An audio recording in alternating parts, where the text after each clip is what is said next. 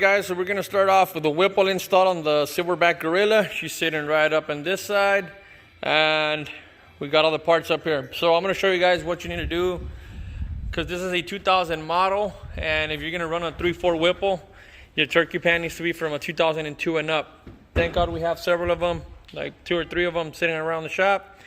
So I didn't record anything about removing the supercharger. I have some videos on my channel already, but this is a 2000 model from the 99 and 2000s models. They're intake air temp sensors. They go for the supercharger. They read your supercharger temps. They're on that side. On the 2002s and up, it comes to this side on the front, and your bolt pattern changes. So we're gonna take this one off, and we already have the other one up here on this side. So this is a 2002. So now you guys can see it's the same side we were in. This is where your alternator's at. You had your intake temperature up on this side. Now this is on this side, and your bolt pattern is different. So we're good with this. I'm just gonna clean this out pretty damn good, make it look new, and we're gonna get it going. I'm gonna clean that out, guys. Mando's gonna remove this stuff once he removes it. We're also gonna change our 180 thermostat that comes with the kit, and we'll be back in a bit, guys. All right, guys. So here's where we're at. I cleaned the whole inside of the turkey pan. It was pretty bad. So I cleaned everything out, cleaned the outside, and painted it out. So it looks new, it looks good. Because now we're gonna have the big Whipple black up here on this top, and we need something to contrast so it stands out. So it looks pretty good, pretty cleaned. Everything, the runners, I did the best I could with the grinder, with the wire wheel and everything I had. So everything came out good. Show you both sides. So we're good. We're gonna start putting everything in. We're gonna set this inside. There's Brownie again. Brownie, there we go. Look at his little smile. But we're gonna start putting everything in, and then we're gonna start with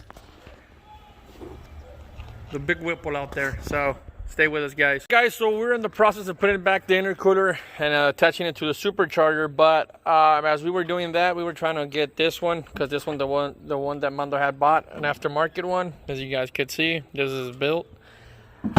It didn't fit, and I was like, "What's going on?" Then I came back to, well, it's a 2002 model, and 2000 model, and this one's a 2002. So there's a difference on the bolts and on the gaskets. So we'll stick with this one. Like I said, it's pretty damn clean. We'll just see what it does. I mean, it's still gonna blow air, but not as efficient as this one. This one didn't have any restriction on it. But this one, I guess, is the way it's designed. It's still aftermarket, so it's a Garrett, but it's not like a high flow. The other ones they sell for $700, but still works good. Use Loctite sealant to do the seals, make everything stand good, no leaks. And now we're gonna set the Whipple on top. We'll be back in a bit, guys. So it's nighttime, and yes, we got everything mounted already. We got all the valves, the EGR delete kit. We got the water hoses that go in the back. Got the intercooler mounted already, the supercharged intercooler. Comes with a provided hardware for everything. You're gonna use these new bolts, these up here with the washers, and torque them down to 55 pounds. We're good now. We got our new sealant in there, so it's perfect. So I'm just waiting on Mando. Mando's about to finish. He already has the turkey pan installed, and now we're just gonna put the coils on this side, get these others on this side. But I was wondering, I was like, hey Mando, you know what, man, whenever we're gonna have to change spark plugs, we might have to remove the whole supercharger, man, because it's gonna be right under here, so there's not gonna be any space. So I think for every spark plug change, we're gonna have to remove the supercharger, because if you try to come back and remove the elbow, it's gonna be a little bit hard, tight space. So, but we'll see, time will tell. But for now, man, this is 3.4, baby. So we're about to throw in the Whipple. Before assembling it and setting it up, you gotta take it apart, because it's not gonna fit. Even though you want to try it out, it's not gonna fit. So you gotta take it apart, and it gives you space to tie up the bolts with the Allen attachment. So, because these are Allen bolts, all of them. And you gotta grease your grease bypass valve. You gotta grease it and put the 2 seals, and we'll be good. We're gonna start bolting them all up. Once we start putting the supercharger in, we'll be back, guys. All right, guys, and the blower's in. Just look at that big old 3.4 Whipple. Man, this thing is massive. I've seen them before in person, man, but once you have it in your hands and actually get to work with it, it's just impressive how big this blower is, man. The 2.9, I think it's like up here, and you got the little neck that comes out. Just look at how massive this is, and it's way bigger in all diameter than the 2.9. So, man, but this is nice. It's a little bit of a pain to get those bolts in. There are 3 on each side. Because you gotta remove it. There's that first one, second one. There's try to zoom in on the very back one. So there you go. They're pretty tight up in there. But I'll show you guys the other side. The other bolts. 1, 2, and 3 in the very back. So you gotta get a 1/2 inch ratchet, a small one, and just be playing with it little by little until you get them all tight, snug up. Gotta make sure your back elbow goes in, your gaskets are in, everything's good. That's for the bypass, but we're good there.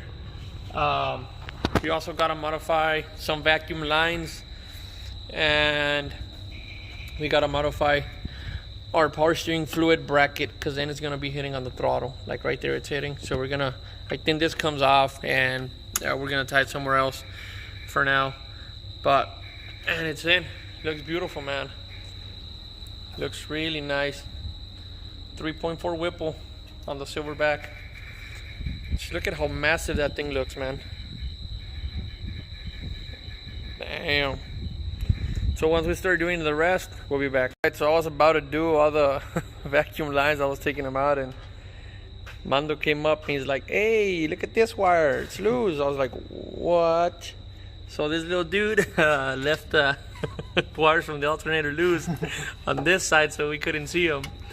And absolutely no space to put it on. There's no space to get them in there, especially the one that has a big bracket.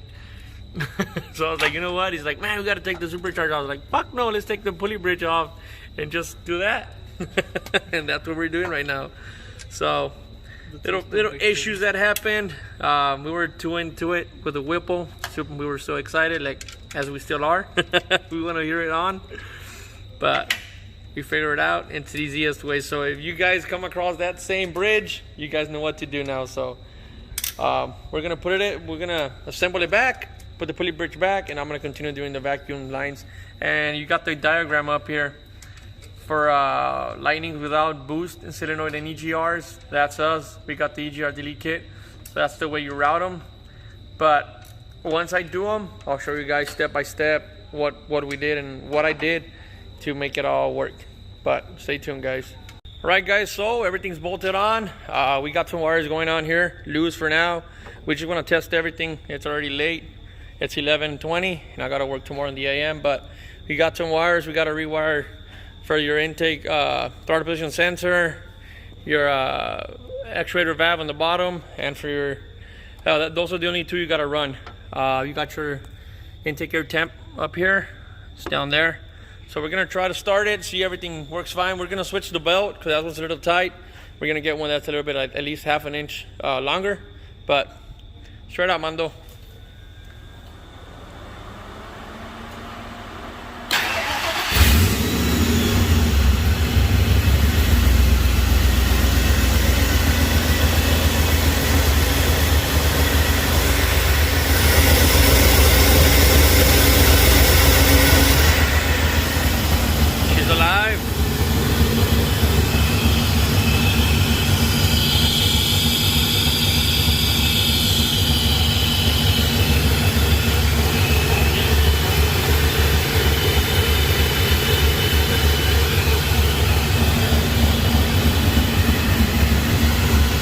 Everything seems good to now.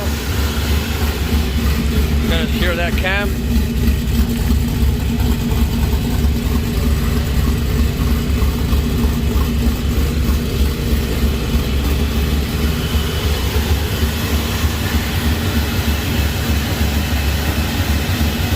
I let rip poquito.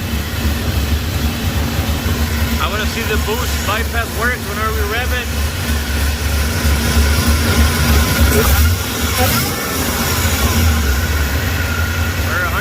we're good.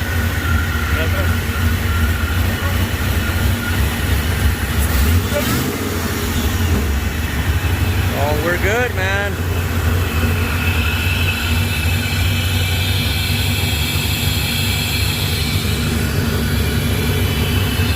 He's alive.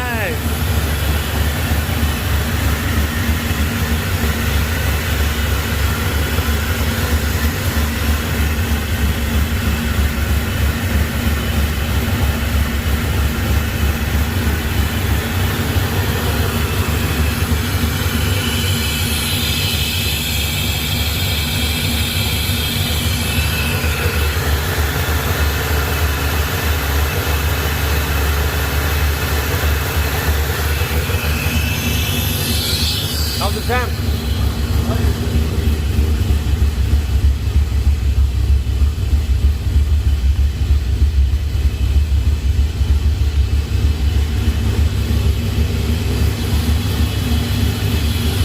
Right, guys, so I'm gonna call it a night. I didn't do a full review on it, as well, installation is just pretty straightforward. Like, it's nothing out of this world. The only thing I was a little bit worried about was vacuum lines, but it came with instructions, and I just did them the same way the instructions said, and man, everything was working fine. We tested out the bypass, everything's fine, 100% good. Truck idle's great, and it sounds amazing, man. Once you do a little bit of throttle on it, you hear that whine, sounds super nice.